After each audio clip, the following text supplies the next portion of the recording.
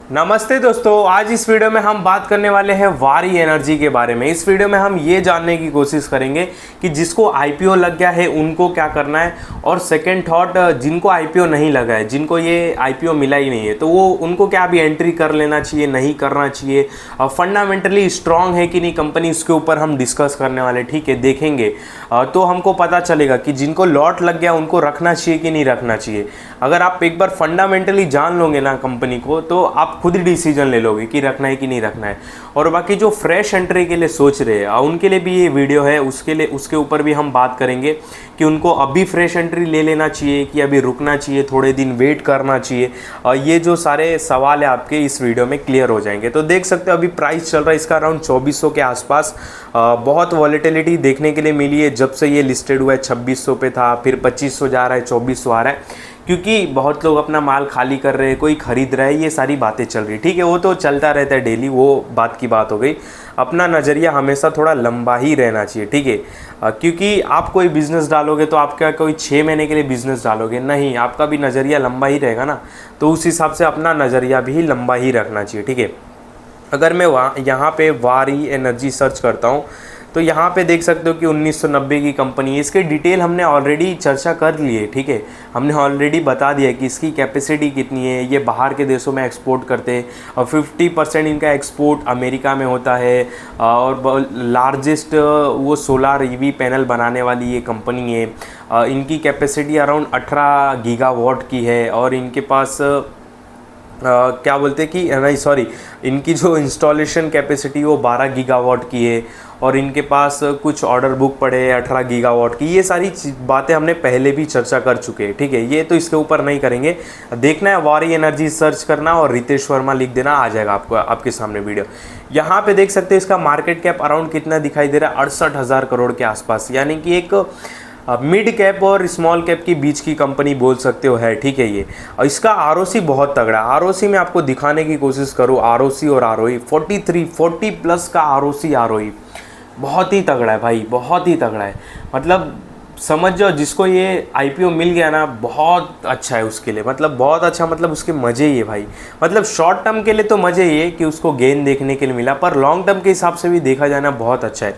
क्योंकि यहाँ पे मैं आपको एक चीज़ दिखाऊँ, जैसे ये देखो किधर गया, यहाँ पे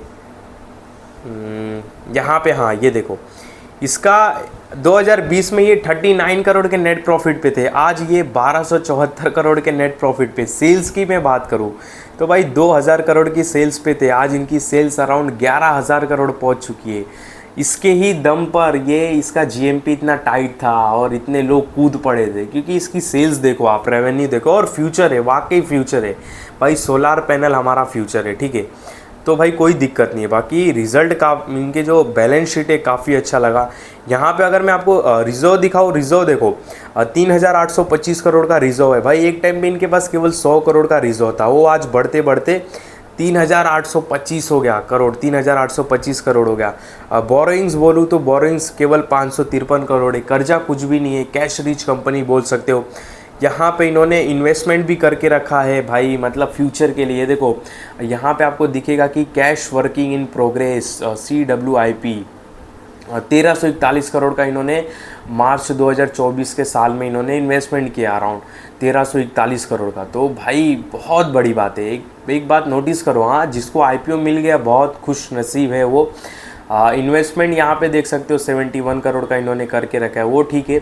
एक्स्ट्रा कैश भी पड़ा है इनके पास 3,700 करोड़ के आसपास, यानी कि अच्छा खासा इनके पास कैश पड़ा है, अच्छा खासा इन्होंने इन्वेस्टमेंट करके रखा है अपनी कैपेसिटी बढ़ाने के लिए। और इन्होंने एक अनाउंसमेंट भी किया था, आई थिंक मैंने डिस्कस भी किया था, 8-10 हज़ार करोड़ का ये आने वाले समय में उड़ीसा में खर्च करने वाले, और बैटरीज वगैरह बनाने के लिए। ठीक है, तो यार फंडामेंटली ये काफ़ी स्ट्रॉन्ग है। प्रमोटर्स की होल्डिंग 64% है, एफआईज की होल्डिंग 2% है, डीआईज की होल्डिंग 3 है, पब्लिक की होल्डिंग 30 है, जिसमें से एचएनआई कैटेगरी के लोगों ने भी होल्ड करके रखा है। तो देखो इसमें मैं 2 चीज़ आपको बताना चाहूँगा।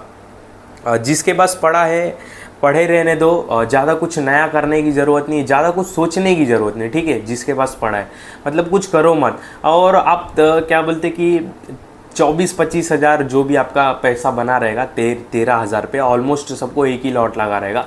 तो आप इतना पैसा लेके मतलब करोगे भी क्या? अगर आप बेच भी दोगे, इसको सेल कर दोगे, मान लो अभी चल रहा है 2385 रुपये इसका प्राइस, ठीक है, 2385 गुणते 9 मतलब 21,000 आप लेके क्या करोगे, किस में डालोगे? इतने वॉलेटिलिटी मार्केट में, इतना वॉलेटाइल चल रहा है मार्केट, अप एंड डाउन चल रहा है, समझ में नहीं आ रहा है कहाँ पे इन्वेस्ट करें नहीं करें।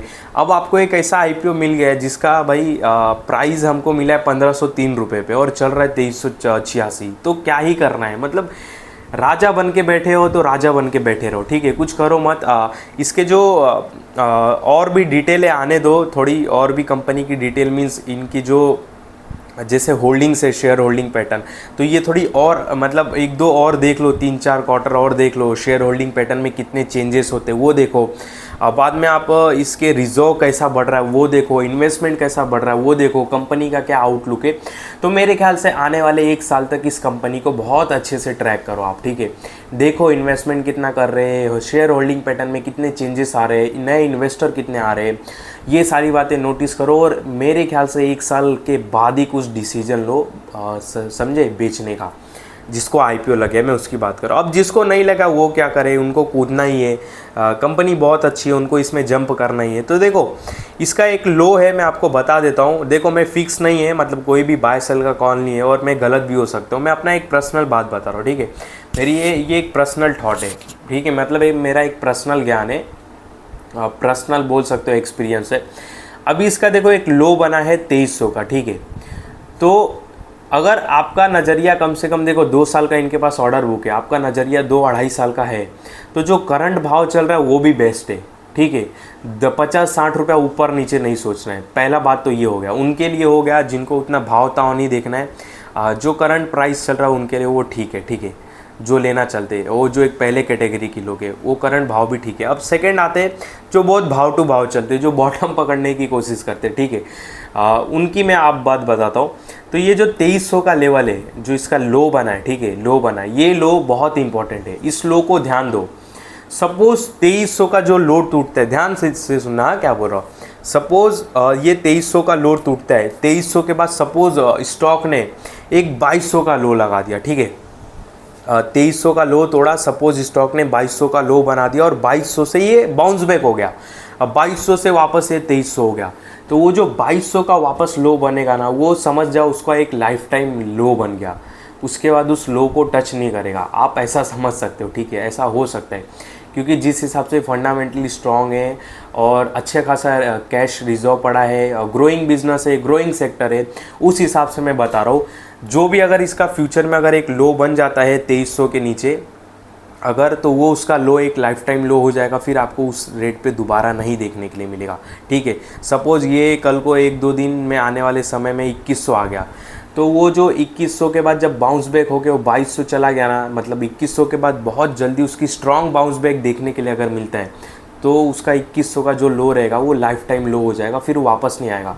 तो आप कंफर्म हो जाओगे इससे कि हाँ अब 2100 के नीचे नहीं आने वाला है, तो 2100 के जो भी ऊपर रेट चल रहा है हम उसमें फ्रेश एंट्री के लिए सोच सकते हैं। तो ऐसा एक अपना दिमाग लड़ा सकते हो और बहुत ही आपको सतर्क रहना है, बहुत भाव टू भाव एंट्री मारना है और थोड़ा सोच समझ के एंट्री मारना है। तो 1 महीना रुक जाओ, 1 मंथ रुक जाओ, पता चल जाएगा, 1-1.5 महीना रुक जाओ, ठीक है, पता चल जाएगा, स्टॉक का प्राइस भी स्टेबल हो जाएगा, थोड़े चार्ट पैटर्न भी बन जाएंगे, थोड़ी इसके जो नेगेटिव बात रहेगी वो भी निकल के आ जाएगी।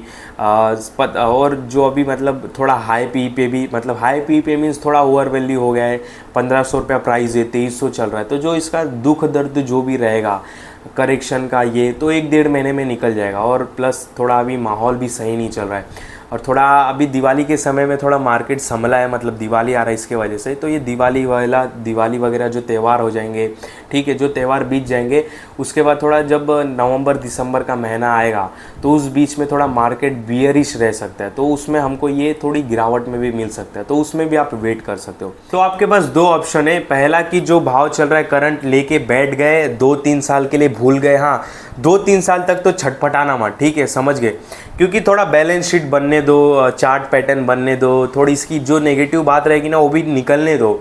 नेगेटिव बात भी है, जैसे गवर्नमेंट की पॉलिसीज़ को अगर सूट नहीं होता है तो इस पर इफेक्ट पड़ सकता है, ठीक है, ये सब कुछ बातें हैं तो दो ऑप्शन है, एक तो लेके बैठ जाओ, भूल जाओ 2-3 साल तक शांति से, जो जितना आप पैसा लगाने की हिम्मत है, ताकत है, ठीक है। मेरा एक पर्सनल डिसीजन है, कुछ भी बाय सेल का कॉल नहीं है, ध्यान देना। पहला तो ये जो करंट भाव चल रहा है वही ठीक है, ज़्यादा 100-50 के लिए सोचो मत, ठीक है, सीधा लेके हटा दो। और सेकेंड, आप बहुत भाव टू भाव चलते हो, बॉटम टू बॉटम पकड़ते हो, तो फिर एक लो बनने दो। अगर लो नहीं बनता है और स्ट्रॉन्ग एक मूवमेंट देता है, ठीक है, सपोज़ एक लो बनने दो, मान लो कि इसका जो 2300 का लो है, इसका अगर ये लो टूटने का एक वेट कर सकते हो। सपोज़ कल को मार्केट में थोड़ी गिरावट मिली और इसका 2300 का लो जो टूटता है, उसके बाद जो लो बनता है वो लो फिर इंपॉर्टेंट हो जाएगा, ठीक है। तो वो लो बनने का वेट करो, नहीं तो मान लो यहाँ से भागता है स्टॉक, और भागने के बाद जब एक छोटा सा करेक्शन होता है ना, तो उस बीच में आप कुछ फ्रेश एंट्री के लिए सोच सकते हो। जैसे एग्जांपल के लिए अभी सपोज 2400 का रेट चल रहा है, 2400 से भाग के 2700 आ गया। अब 2700 तुरंत भागते नहीं जाएगा भाई, समझे। 2700 के बाद स्टॉक थोड़ा करेक्ट होगा, तो 2700 के बाद सपोज स्टॉक 2500-2600 के आसपास करेक्ट होता है, वहाँ पर रुकता है बहुत टाइम तक, चार्ट पैटर्न थोड़ी बन जाते हैं, तो फिर आप फ्रेश एंट्री के लिए सोच सकते हो, ठीक है, ऐसा कर सकते हो। बाकी तीसरा ऑप्शन भी है, 1-1.5 महीना ही पूरा रुक जाओ, पूरा 1-1.5 महीना रुक जाओ, आराम से देखो, सोचो समझो, ठंडा भी हो जाएगा, तब लोग भूल भी जाएंगे इसको, और लोग जब भूल जाएंगे तो जो स्टॉक का असली रूप रंग है वो बाहर निकल के आ जाता है, ठीक है। अभी लोगों के मन में है, इसके लिए बहुत बाय सेल चल रहा है, बहुत वोलेटिलिटी चल रही है, ऊपर नीचे चल रहा है, और एक बार जब लोग 10-15 दिन में भूल जाएंगे तो ये खुद ही इसका जो रंग रूप रहेगा वो हमको दिख के आ जाएगा, ठीक है। जो लो मारना रहेगा मार देगा, जो हाई मारना रहेगा वो हाई मार देगा, ठीक है। तो पूरा पिक्चर क्लियर हो जाएगा। तो ये था वारी एनर्जी के ऊपर एक वीडियो। बाकी जिसको लॉट लग गया वो शांति से एकदम राजा की तरह उसको बैठना है, कुछ करना नहीं है, ठीक है। इस वीडियो में आपको कोई भी बाय सेल का कॉल नहीं है, ध्यान देना। जो भी मैंने आपको भी बातें बताई केवल समझाने के लिए बताई, और मेरे किसी भी वीडियो में बाय सेल का कॉल नहीं रहता, इस बात का बहुत बहुत ध्यान देना।